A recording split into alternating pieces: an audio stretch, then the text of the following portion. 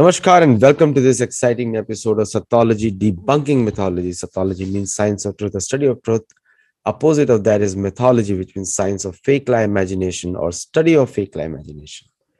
Now, it is always our endeavor, and we are really questioning the Western academics that do not call the histories in Ramayana, Mahabharata as mythology. If you call it mythology, that means you are actually hurting yourself because we are regularly proving that that is a truth.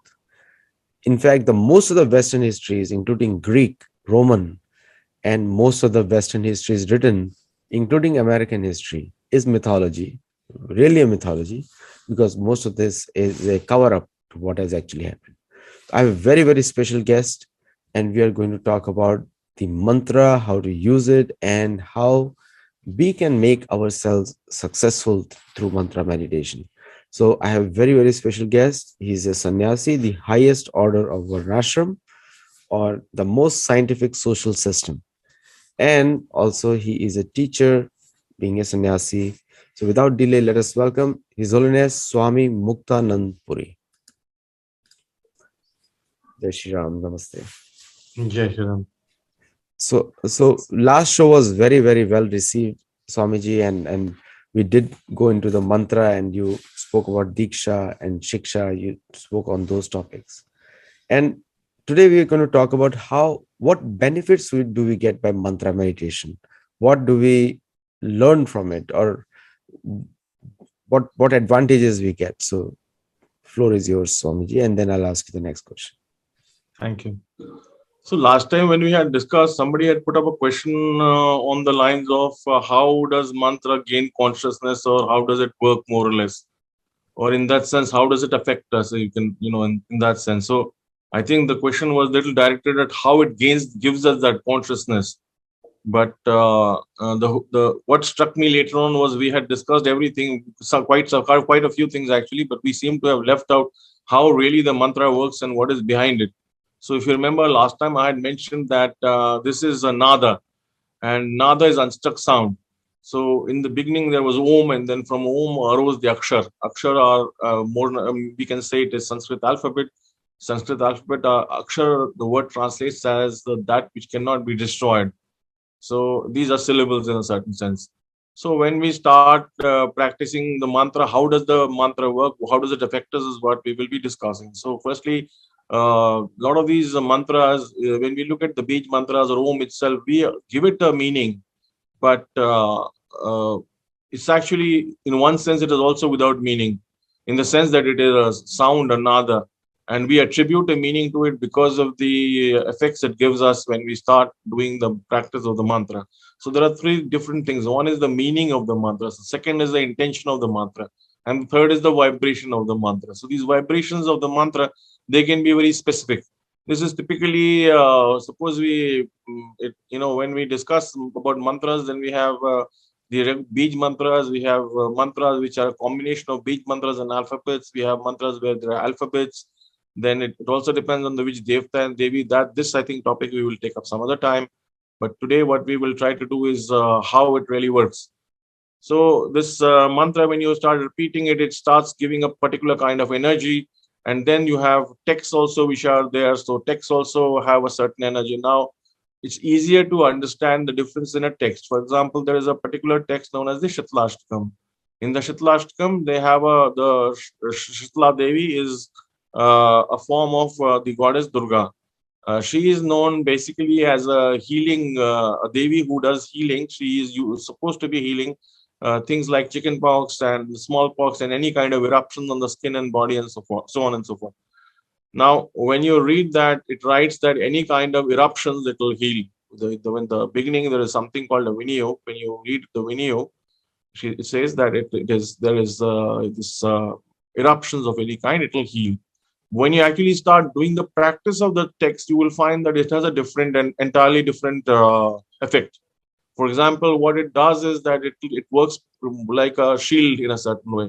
It creates a protection. There's a certain specific way of doing it. If you do it the right way and in the right number of times over a right number of days, then it will protect you for a certain period in time, which is like 7.5 years.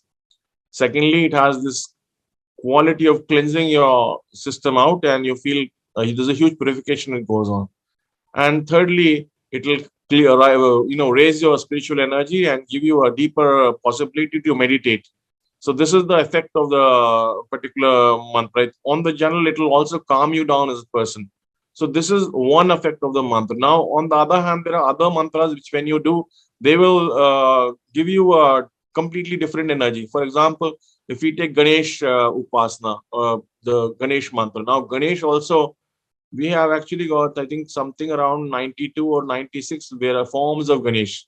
Of this 96 forms of Ganesh, 32 of them have been written in some place. Of these 32, there are 6 of them which are there are known as Sampradaya. Actually, Sampradaya can be understood as community or, well, actually, this word sect is something I detest. I would say prayer group maybe is a better word to use than a sect. So one can say it's a prayer community or a prayer group or a prayer, a body of people who pray to this particular form of the Devta.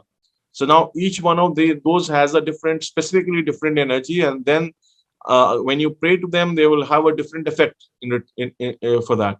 So this is one of the peculiar things about that. The same thing is with Hanuman. In Hanuman, there are normally, when we pray to any Devta or Devi, they have this Bal Roop, which is the child form, then a grown up form, then a completely, slightly older form. So Hanuman is a protector. So whenever you pray to Hanuman, it will be a protective energy. It's also a warrior energy. When you do Durga Upasana, for example, Durga Upasana, on the other hand, is also again protective, but it's depending on the mantra. It can be soft and feminine. It can be harsh. So it's all a question of the combination of the Bij mantras and something. One cannot really generalize. I will tell you a personal story. There is this particular goddess known as Dhumavati. Now, many people assume that because they pick up a mantra, they can, because it belongs to any Devi or Devta, they can start doing it without any trouble. So, but that is not true. Now, this particular Devi is supposed to be Mahavidya, which means it's at a higher level, which is not to be practiced by everybody, but by specialists. When I was younger, I was given mantra diksha by one of my gurus, and mm, maybe I overestimated or I didn't understand, and I said, "Oh, this is a goddess, and what harm can she do me?" And so I took this mantra and I did about 1.5 lakh, which is 125,000 japa in about say 8-9 days during the Navratri in a special place in Himalayas. The result was that everybody I knew lost their money. I had no money. All my relatives, close people, they all lost their money, and we were all completely in a form of literally on a level where we had to literally ask people, borrow money to eat food.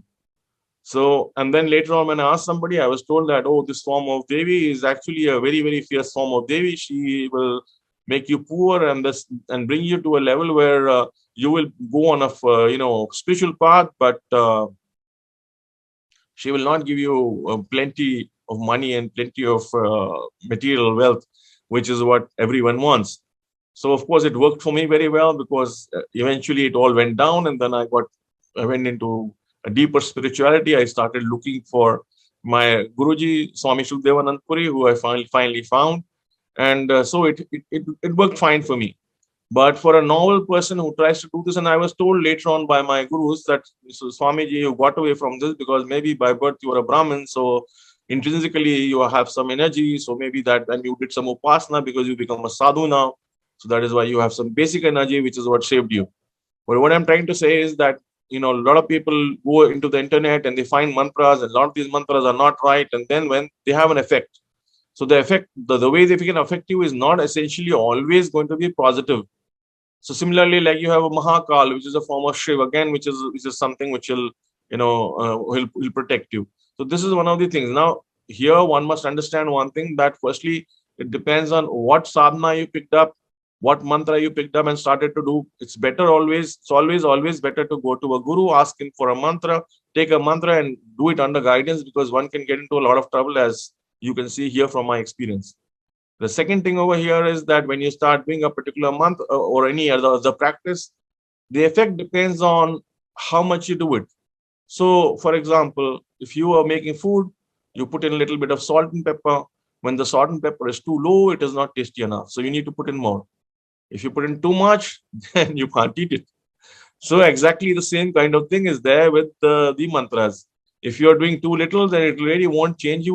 There'll be no effect of the mantra. If you do too much, then it will not give you. It will not remove the stress. On the contrary, some mantras can give you stress. Other mantras can make you aggressive because you've not gone through the required purification to come to this level. So in short, it can give you a lot of problems. Now, one of the things which normally, if you have the right mantra, so the qualification is that you must have the right mantra and it must be given to you. And generally, when we start with upasana, with upasana meaning worship, we try and always give a mantra for Ganesh, Lord Ganesh, because he is supposed to be the god of the Mooladhara chakra. And so he opens the paths, removes the obstacles, makes people stable. There are about some 20, 30 things that one can achieve with the Ganesh mantra. And therefore, I can tell you something about them. One of the things about practice of mantra is that it gives people a lot of discipline. Secondly, it changes you into to a more spiritual lifestyle, and it reduces all the health issues and problems. With Ganesh mantra, one will find that all the obstacles are removed. It because of doing the mantra, the focus of the mind improves, and therefore the capacity to work becomes better. The mind, on the whole, becomes much more stable and balanced. The person becomes calmer. So, and then after some time, one will find that one can relax more easily, and he is able to face and resolve the problems much easily. Also, if he has some disease or something, he is able to resolve that. It also helps the development of willpower. One will find that, incidentally, one of the interesting things is that the in the 1,000 names of Ganesh, one comes across this name called Ganitesh. Ganitesh is Ganat and Ish together. Ganit and Ish. Ganat means mathematics. So Ganesh, Lord Ganesh, is also the god or lord of mathematics. So he helps improve the memory and he helps improve his studies. Because of the stability of Ganesh, often a lot of people want to go and do the Lakshmi mantra. They think that doing Lakshmi mantra will give them wealth.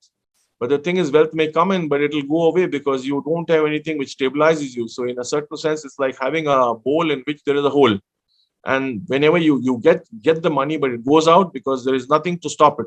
So, one of the things that Ganesh does is he prevents loss of money and material losses.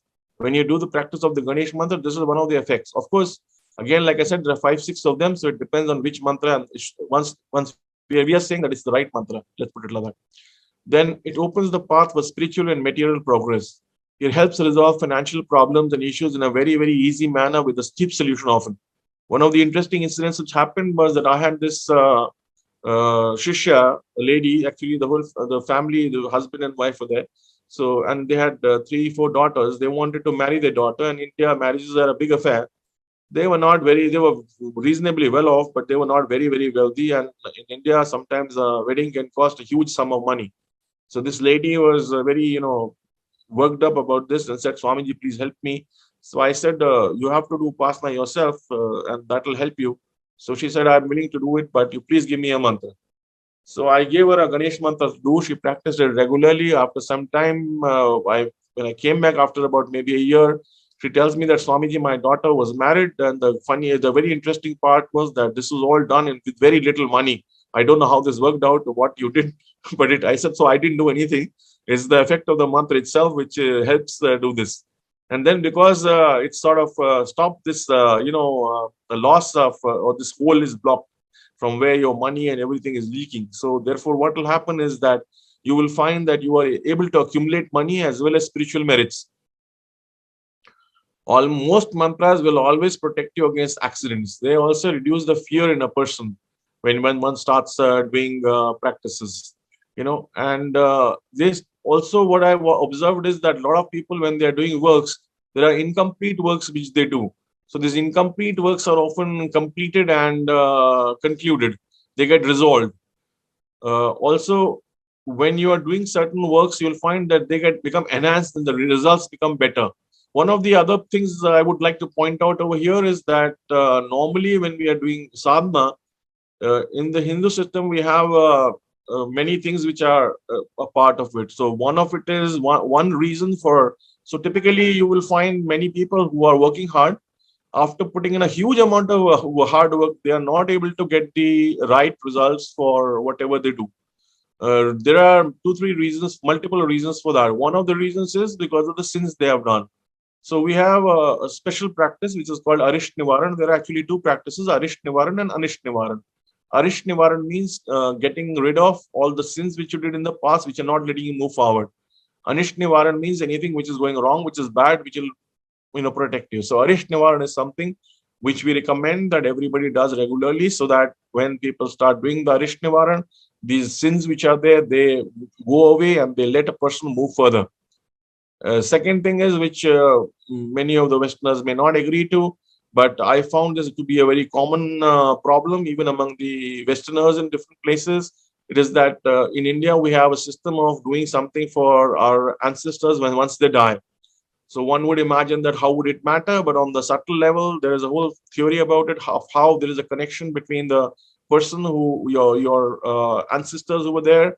Of course, these ancestors are reborn, but you can say in some sort of way, like a cloud. This in a cloud memory, this these karmas, they stay together and they affect the entire lineage of the ancestry of that particular person. So, and then this pressure comes on the person who's there, and then when he starts trying to do something, he will find all kinds of obstructions, including physical pain at times. And often when a practice is done for that, then these part of these problems, they will go away. So this is actually what I've observed practically when I've done for, I have a student who was a shishya who was having a lot of problems. She always had back pain and a lot of back pain. She's a highly paid lawyer. She did all kinds of things to get rid of it, including hatha yoga and a lot of it, but she could not get rid of it. Somebody recommended to her that do something for this. Finally, she came to me, asked me, Swamiji, please help me with this. So I said, okay, I'll do it for you. So I did something for her. And then after that, she found that this pain in her back, it reduced immensely. It became much, much, much lesser. So this is one of the funny things which works for some reason. And funnily enough, in the year, we have these 15 days which are called Pitha Paksh, where one is supposed to pray for the ancestors. So it is actually a way of explaining that there is a karmic link between your ancestors, and a lot of things which they did are the reason why they're affecting you in a way, because of the connection which you have, because of the blood connection and the subtle connection which you have with them. And this is also that in India also, like we have many Brahmins who are from a who have this system of they have a good spiritual system or a good system of prayer and practice and everything else. And one will find sometimes that even in these families, these problems persist. Third reason is that when you start off, you have to have a guru, and the guru must guide you properly. If you're doing on your own, then there is no one to control it. So this becomes an uncontrolled experiment. The fourth thing is that when you start doing your sadhana, you must essentially start with Ganesh Upasana, because of all the stability and all these things that the Ganesh Upasana gives you. And then after that, only after that can you really be able to move forward in your sadhana, because there'll be some factor. You can move forward, of course, certainly. You may move forward, and you may move forward quite fast. But if these factors are there which are disturbing you, then they will sort of drag you back, and they will not let you really go forward. So if you have done the rest of the sadhana also, then you will be able to do better. One of the other things is that in life, when we are doing sadhana, there are sudden shifts sometimes. So when you do Ganesh Upasana, this sudden shift and sharp shift in life, they are able to control this. Mantra somehow makes this smoother. One of the things I've seen is that they have immense emotional stability. So even if their circumstances become bad, because of the cleansing and purification which has taken place, the person is able to adjust much more easily, and is able to look at the problems right in the face and face these challenges. One also finds that it improves relationships for some interesting reason, probably the reason mostly being that there is a purification which happens. So one of the things when one does mantra is that one will find that there is a purification and an increase in the spiritual energy. These two things happen simultaneously. So there is a cleansing process which takes place, and emptying out sort of, and this is filled in with spiritual energy when one does the mantra. Of course, the ratio of that may be different, but this is what will happen. Also, one other thing which is there is they usually have two aspects. One is the material aspect, and the other is the spiritual aspect. So there'll always be some effect on the material level and some effect on the spiritual level. It's meant to be a spiritual thing, but mantra is basically for spirituality, but it also has an effect on the material level of your life, because you are changing the vibrations of your mind. So because the changed vibrations of your mind, the world responds to you differently. So this is the basic theory behind it. One will also find that it reduces anxiety. It helps in managing sorrow and grief issues much better, including problems with the relationship and stuff like that. One can usually feel a very perceptible improvement in the personality of the person, in sharp reactions which people have. Also, one finds that one does not feel so attached to worldly possessions and material possessions, and one looks forward to higher values of life rather than material possessions. There is a feeling of peace and happiness overall, overall improvement in the quality of life. And mantra, certainly, because that's the main function of it. It will help you with your spiritual practices by giving you better, deeper meditation, and all that. And of course, like I mentioned, the mind is cleansed and purified. So overall, there is a big, deeper feeling of peace, a stability which is there, and of course, a perfection. And then when one sits in meditation, one will find that the meditation is much, much deeper. Often when people are doing the mantra, initially there's a feeling that something is going out. So there's a system of purification which is going on, and the practitioner feels, overall he feels a material and spiritual benefit when all this is happening. So this is how the Ganesh mantra works. Every other mantra will have different qualities.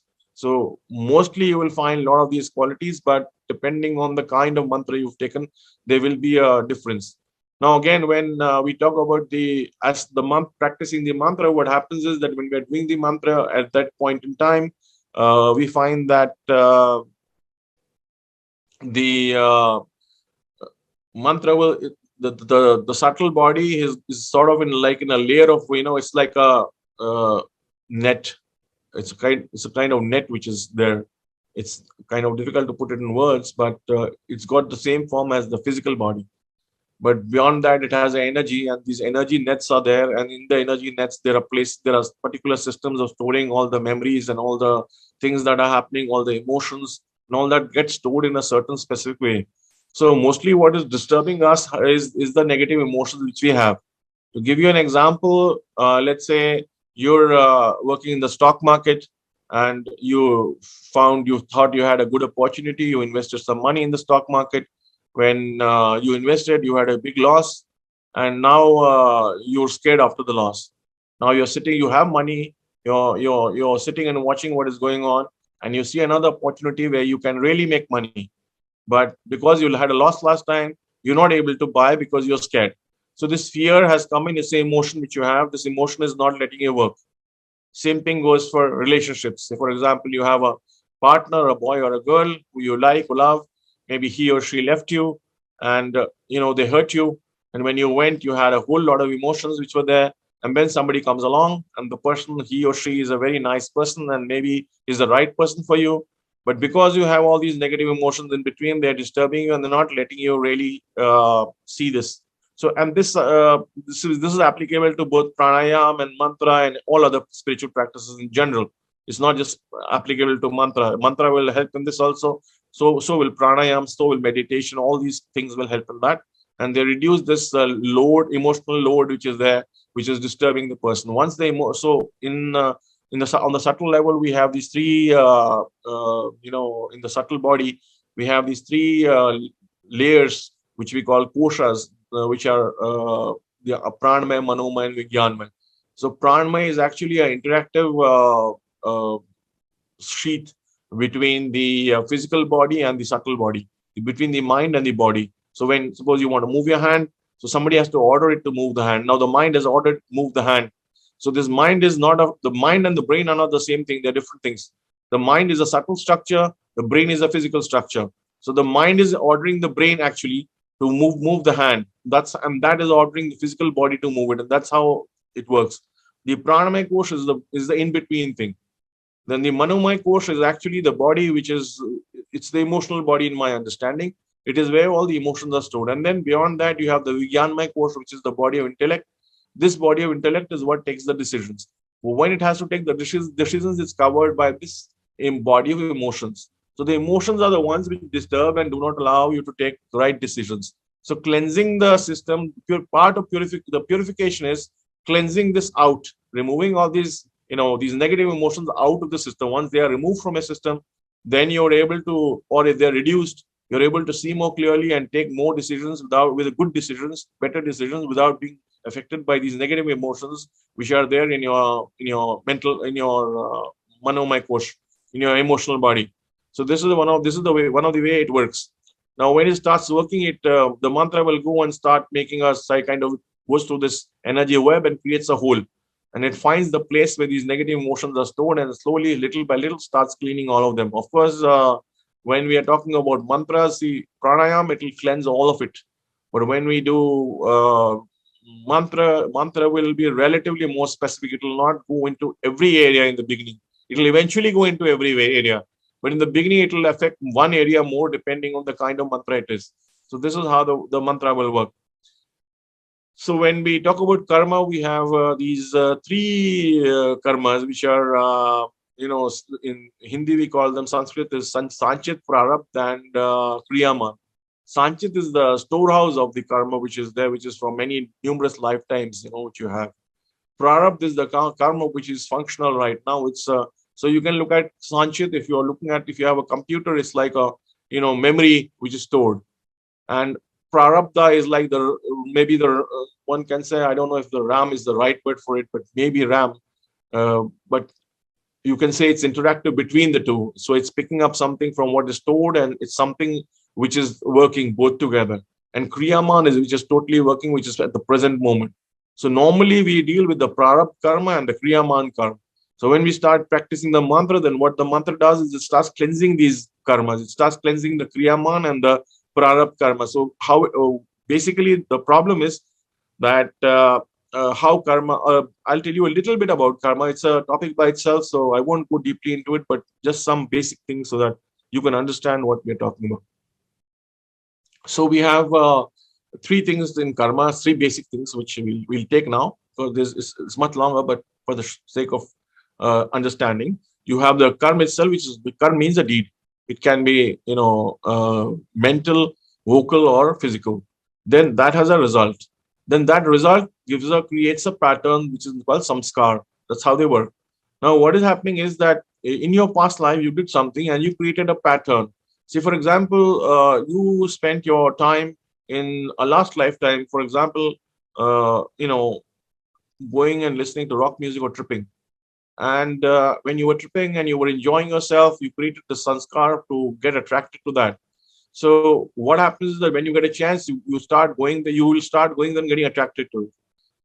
Suppose you sat down and started doing the mantra. What the mantra would do is, this is a negative pattern, so it'll start destroying this heavy pattern. The mantra will always, whenever you do any spiritual practice, it first destroys the heavier karma, the bad karma, the negative karma, and then it keeps on going ahead, and then eventually it comes to a stage where it will start destroying the so-called good karma also, because it works on a replacement kind of system. It will replace the good with the better, and the better with the even better, and the even better with the even better. That's how it will work. So this is the way it functions. So now when you start doing the mantra, it starts cleansing this negative karma which is there. It breaks this pattern. And so therefore, if you're attracted to, for example, you had a negative pattern in your previous life and you should have been attracted to drugs. Of course, you don't have only one pattern. You have a pattern for education, you have a pattern for music, or you have a pattern for something else, a sanskar for something else. And these sanskars are coming out at the right time, but this bad sanskar is also sitting there. So the mantra the first thing it will do is start burning the worst. So it starts working on this, it starts burning it. And while it's trying to come out, it will burn it down. And once this is burned down, just a memory of it may be left, but you're not, it might have also started taking effect, which means that you already started going there. But once you started doing the spiritual practice, it started destroying it. Because it started destroying it, you were saved from the consequences of the results of the negative karma which you were doing. So now this pattern which was there, it has been destroyed. It is not going to happen. It is not going to affect your life. And you have gotten out of this pattern. This is how the mantra, the destruction of the karma takes place because of the mantra or spiritual practices. This is applicable to all spiritual practices, be it meditation or pranayama or any other practices. So this is one of the other things about the mantra. Then one of the peculiar things about mantra is that it starts spinning. It creates a particular spin. When it creates a spin, now, of course, you have to keep doing it continuously for a certain point in time for it to create a spin. But generally speaking, what happens is that when we live life, we have something happens in our life, and that thought may anger us or irritate us or create a negative emotion. So, for example, somebody came to you and said something nasty to you, and you were upset, and so that negative thought is going on, and maybe the person just said it and went off, and you're fuming, and that negative emotion is going around, and you're like, "How dare so and so says this? So how dare so and so say this? Next time I meet them, I'm going to give them a piece of my mind, and this is not true. This is not this. This is not that, and that is circling, is going around and around in your mind. So it's a negative energy, number one, and it's creating a loop. What the mantra does is it creates a loop also. When you start repeating it, it will create a loop, but it will replace this negative emotion with a positive emotion because the positive energy. So this positive energy will start rotating. It will start going in this loop, and it will prevent that negative loop from working, thereby removing you out, taking you out from it much faster. Number one, number two, destroying, because when it repeats, then you give rise to a negative,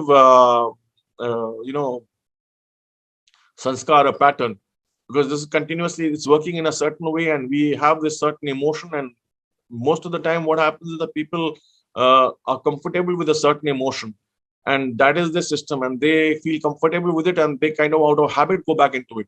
So the mantra is, what it does is it breaks that habit or that pattern and gets you out of it, and gets you, instead of the negative energy, it replaces it with the positive energy. So that is one of the big pluses which it does. When you start doing the mantra, one of the interesting things was that one sadhu went to meet an old lady. So she had been given a mantra, and she would sit every day and do the mantra in that particular place. Now, when he came into the room, he could, for him, because at a subtle level, he could feel the mantra. It was resounding in the entire room. Later, she died. Even after she died, the mantra, the vibration of the mantra would resound in the room. Now, when you're doing a mantra practice, and if the person who's doing it is a sufficiently advanced level, then the vibration of the mantra will go around you for it can go around till really far. It can even go out till 8 to 9 to 10 kilometers around you, to 15 kilometers, even if the person is really, really strong. The masters who sit there, if you're going to meet a master for 15, 16 kilometers, also sometimes the vibration will be there of the particular practice that he is doing. This is the level of the vibration which is created. Of course, not everybody is able to feel it, but those who are able to feel it, once we go there, we can feel this particular thing. One of the other interesting things about the mantra, which is very, very interesting, I think to students especially, is that most of us have been told, by modern science, is that when we are children, then our mind, there is a wiring in the mind which takes place, and all these pathways and passages open out, and there are connections in the mind. And science says, I believe, I may be wrong, but what I've read before is that it's up to 6-7 years, and then beyond that, it doesn't happen, and then new form connections are not formed. Now, mantra is actually the mantra, and the spirituality is the way that the new connections can be formed. So usually when you start doing a practice, when you have done sufficient practice, one will find that most of the people who have been doing spiritual practices and mantra especially, they will be intelligent. One will see that their intelligence and their knowledge is relatively much higher than everybody else. To start with, they did not have that intelligence, but when they started doing the practice, these connections, they kind of regrew, and because of the growth of them, the intelligence of the person went up.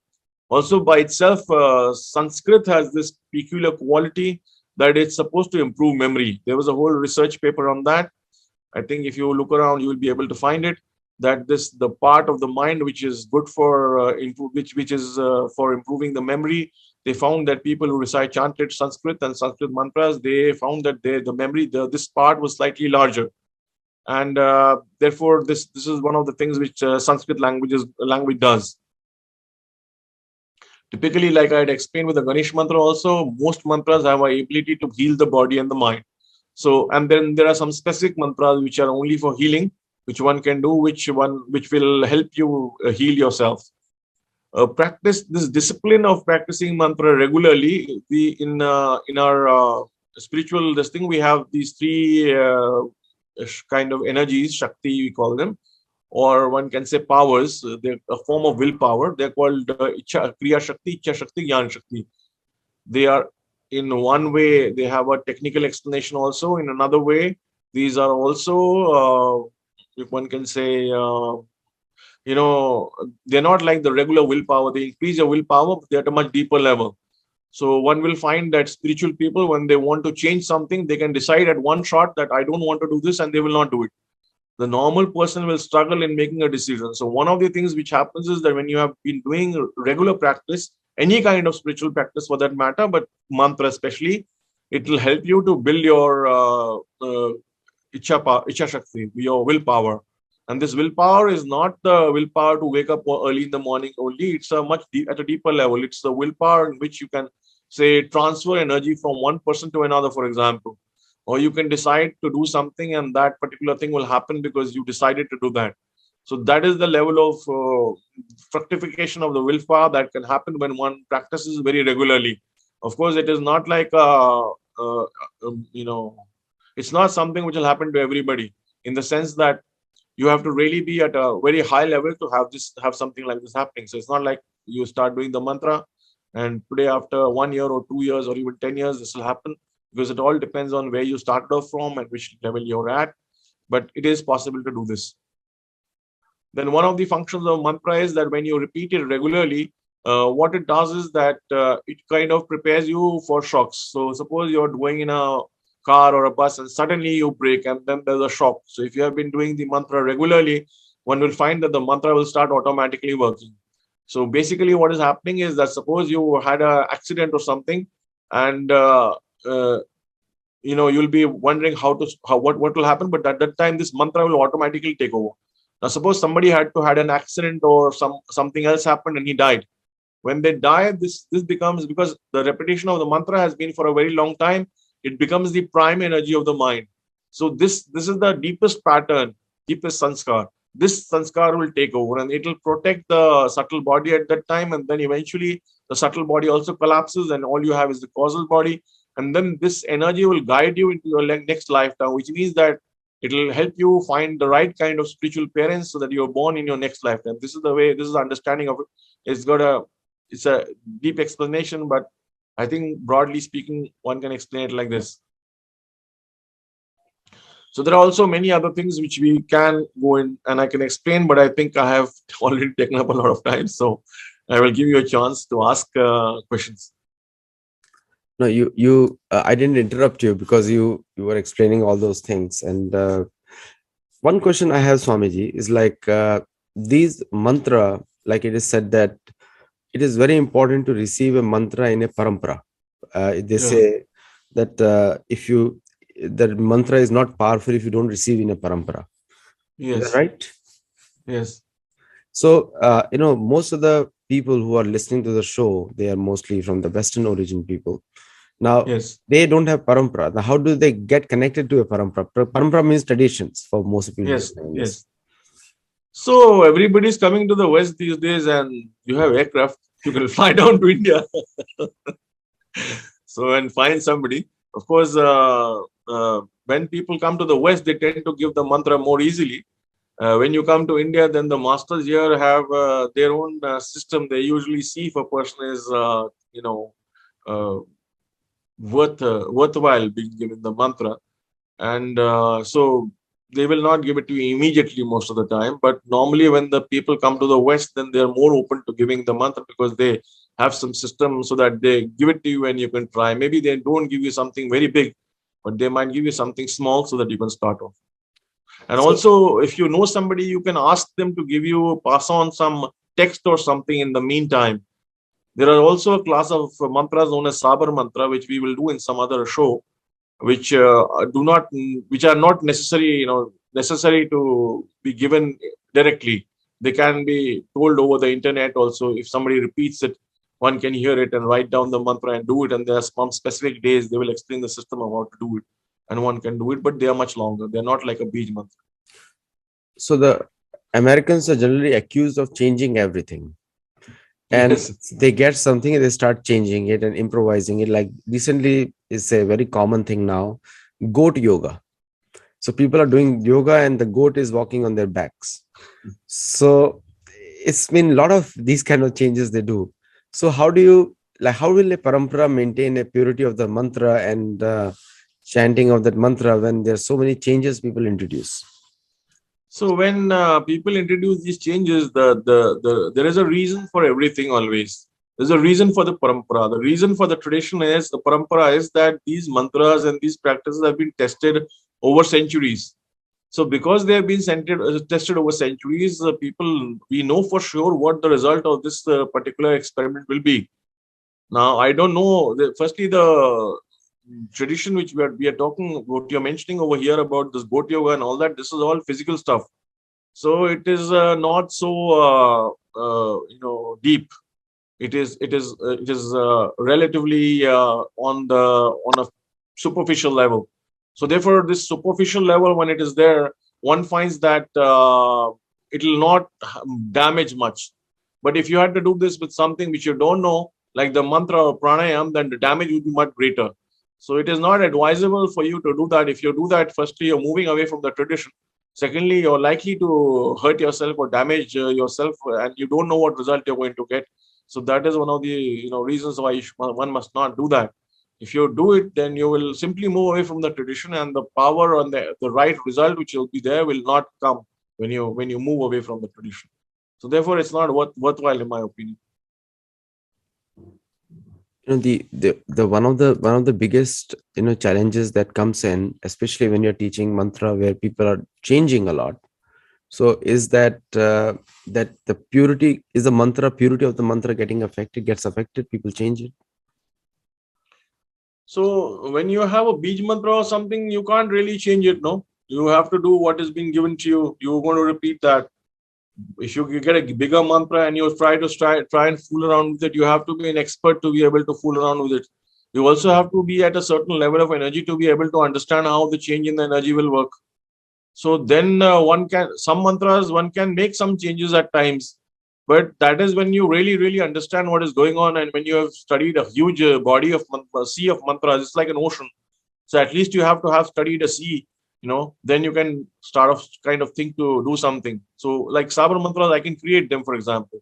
And I've created them in a mix of Russian and Sanskrit, for example. They work.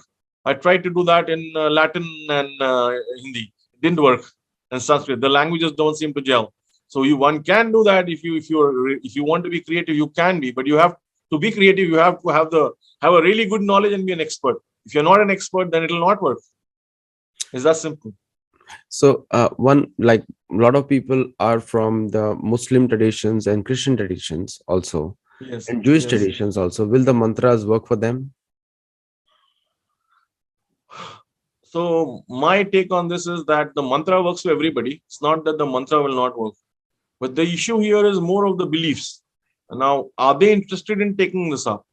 Because the difference is that when we talk about the Abrahamic religions, we talk about Jewish, Christianity, and Islam. They have what is called religion, and we have what is called dharma, and there are very specific differences in them. Dharma is not religion; it's more like we can say the values of humanitarianism. The evergreen values of humanitarianism and humane values. And religious values are completely different. So if they are open to moving out from them, and they feel that this is the right choice for them, then they can practice. If they want to practice, if they don't want to practice, that is their choice. Yeah. So the like, one of the questions also comes, says, because people are now chatting a lot. So it says the morning, which is the best time to do it? Is it the morning time, afternoon, or evening? Usually a good time to do it. There's nothing like a best time for it. It's a matter of a number of hours of practice.